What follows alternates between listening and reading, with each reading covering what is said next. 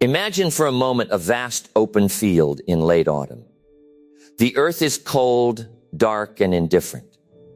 A man stands in the middle of this cold ground with a small leather bag slung across his shoulder. Inside that bag are seeds, not golden coins, not promises, not grand wishes, just quiet, heavy seeds. He has a choice. He can sit upon the cold dirt, fold his arms, and demand that the earth yield him a harvest first. He can reason with the soil. He can weep before the sky. He can articulate a magnificent speech about how deeply he deserves warmth and abundance. But the earth does not respond to human tear, nor does it yield to human eloquence. The earth only responds to seed, to sweat, to season, and to labor. This is the central, unforgiving reality of human existence. Life is not a tender parent, holding a tray of rewards, waiting for you to feel ready. Life is an ancient economic engine governed by precise, unyielding laws. If you plant nothing in the spring, no amount of winter prayer will save you from starvation. Most men and women spend the prime years of their lives trapped in a tragic misunderstanding. They mistake their needs for value. They believe that because their rent is due, because their ambitions are sincere, or because their desire is passionate, the world owes them prosperity. But the marketplace does not ask for your need. The marketplace asks for your capacity. The world does not pay for intent. It pays for value, rendered unto the cold soil of reality. If you are to construct an ironclad fortress of financial independence, one that survives economic shifts, personal tragedies, and the relentless erosion of time, you must abandon the comfort of wishes. You must study the cold architecture of economic truth. Here are the 4 unforgiving laws of financial independence. Law number 1.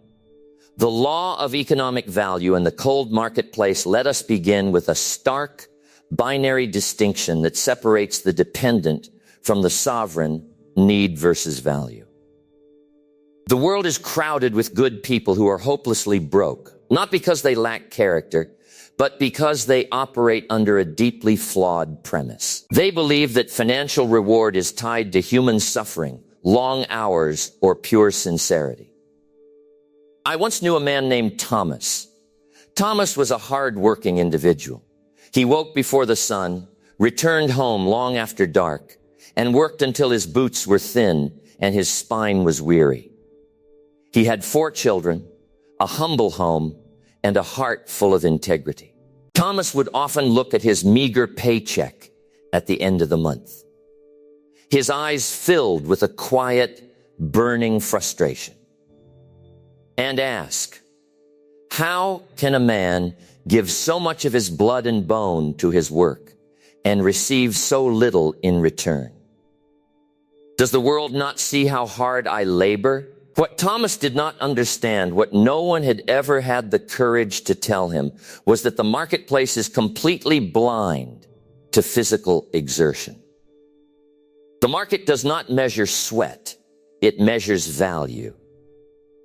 If you labor for 10 hours sweeping a dirt floor, you have worked relentlessly, but you have added almost zero functional value to the marketplace. If another individual spends 10 minutes solving a structural flaw in a water grid that serves 1 million homes, they have exerted minimal physical effort, yet they have delivered immense economic value.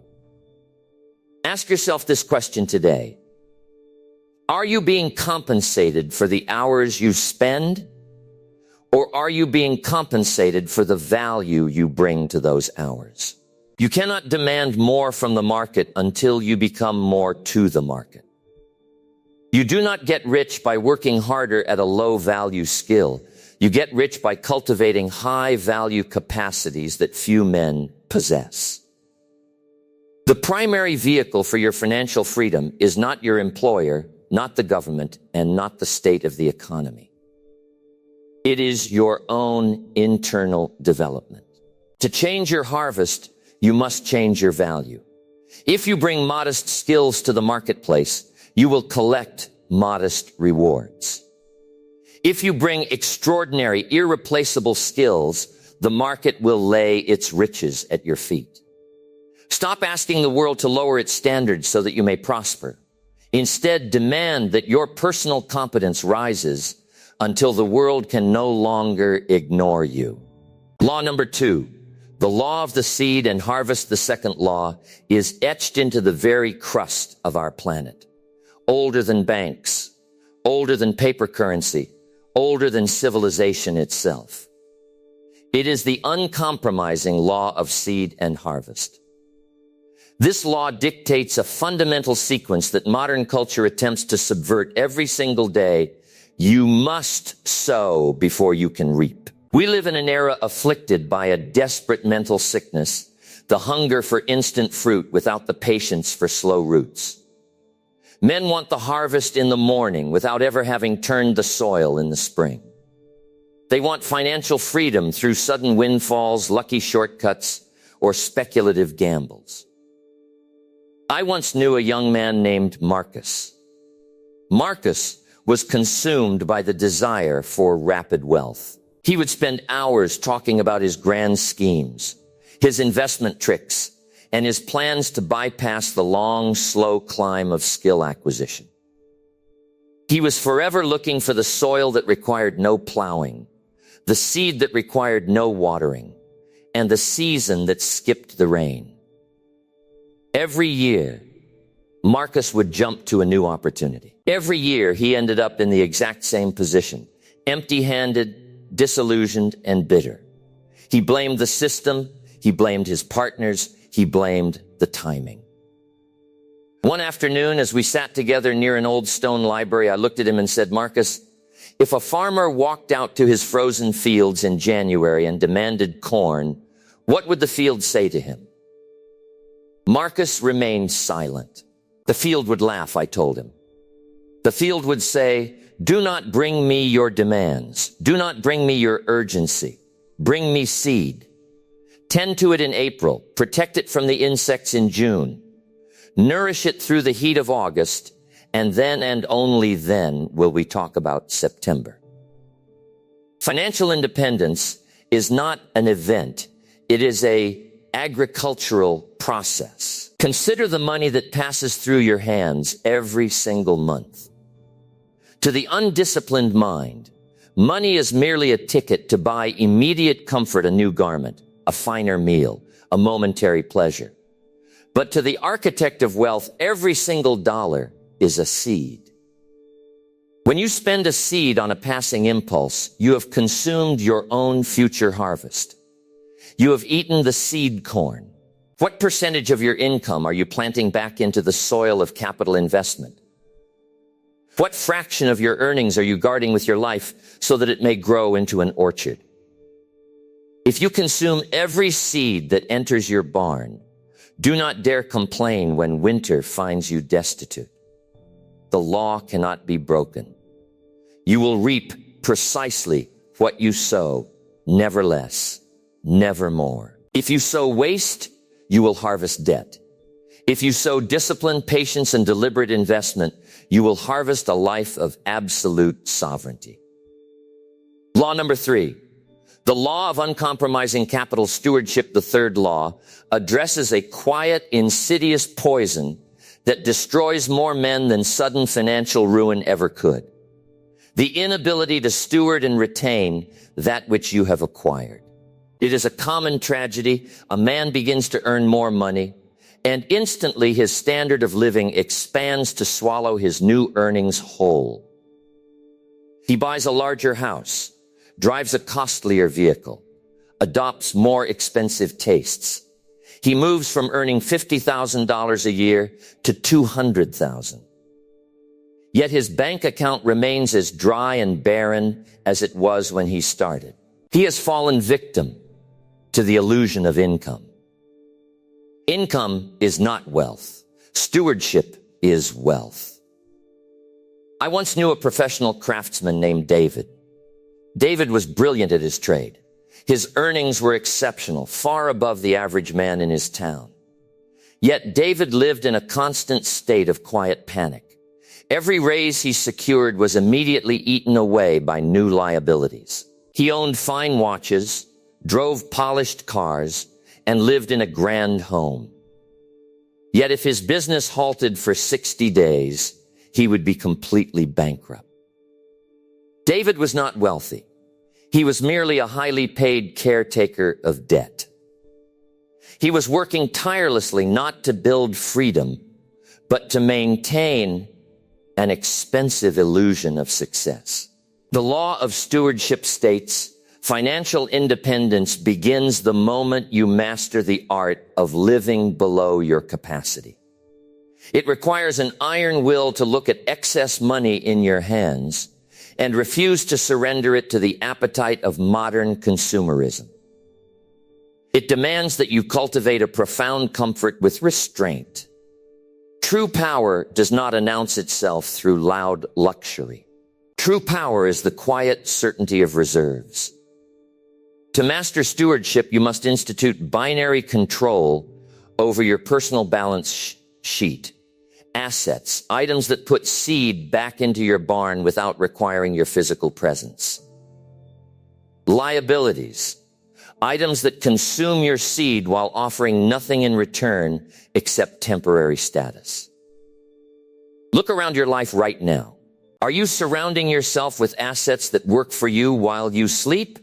Or are you surrounded by elegant liabilities that demand your blood, sweat, and freedom just to stay maintained? If you cannot steward $10 with absolute discipline, you will not steward $1 million if it falls into your lap. Wealth tests a man's character by giving him the freedom to destroy himself through indulgence. Only those who master stewardship earn the right to remain free. Law number 4. The law of the long horizon and compounding force. We come now to the final, most majestic law of wealth creation, the law of the long horizon. Small minds demand immediate results. Great architects build for decades. The human mind is notoriously terrible at understanding compounding interest, whether in skill, character, or finance. We drastically overestimate what we can accomplish in a single month, and we profoundly underestimate what we can build over 10 years of unyielding, uninterrupted discipline. Consider the nature of a massive ancient oak tree. For the first few years, its progress is almost invisible to the casual observer. It sends deep, dark roots down into the cold soil, far beneath the surface, establishing an unshakable foundation. To a foolish onlooker, nothing impressive is happening. But beneath the dirt, a structural miracle is taking shape. Then, over years of consistent rainfall, sunlight, and quiet seasons, the trunk thickens. The branches stretch across the sky. By the time the great storms arrive, the tree stands immune to the winds that tear away weaker, faster-growing plants. Financial independence is an ancient oak tree. When you start saving small amounts, when you invest modest sums into your mind, your skills, and your assets, the early progress feels agonizingly slow. You look at your efforts and compare them to the grand displays of wealth around you, and temptation whispers, why bother? This small seed makes no difference. That whisper is the voice of failure. I ask you to reflect deeply on this Socratic truth.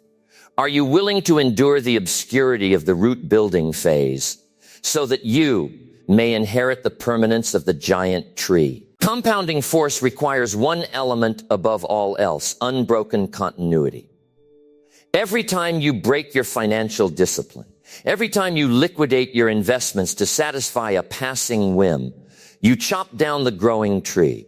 You reset the clock. You force yourself back to the beginning of the cycle. The man who understands the long horizon does not fear time. He makes time his primary ally. He knows that a modest seed planted in good ground and left to compound without interruption for 15, 20, or 30 years, will inevitably grow into a financial fortress that no crisis can dismantle.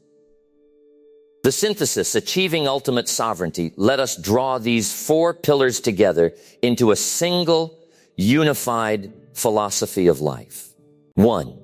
You must increase your value to the market, refusing to rely on needs, wishes, or tears. 2. You must honor the law of seed and harvest, planting before you demand to eat and guarding your seeds with your life. 3.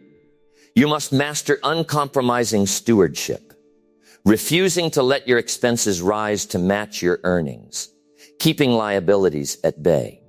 4. You must commit to the long horizon, allowing the mathematical force of compounding to work its quiet miracle over years of steady labor. Financial independence is ultimately not about money at all. Money is merely a scoreboard. Money is a neutral reflector of your discipline, your philosophy, your character, and your mastery over your own impulses. When you master money, you master something far greater. You acquire your own time. You purchase the right to speak your truth without fear of losing your bread. You acquire the capacity to protect your family, to serve your community, and to stand tall in a world where most men are bowed by the weight of their own debts. The cold ground is waiting. The season is passing. The seeds are in your hand. Do not waste another year sitting on the fence of indecision, wishing for a better harvest while holding on to poor seeds. Step out onto the field. Turn the soil. Pay the price. Build your philosophy.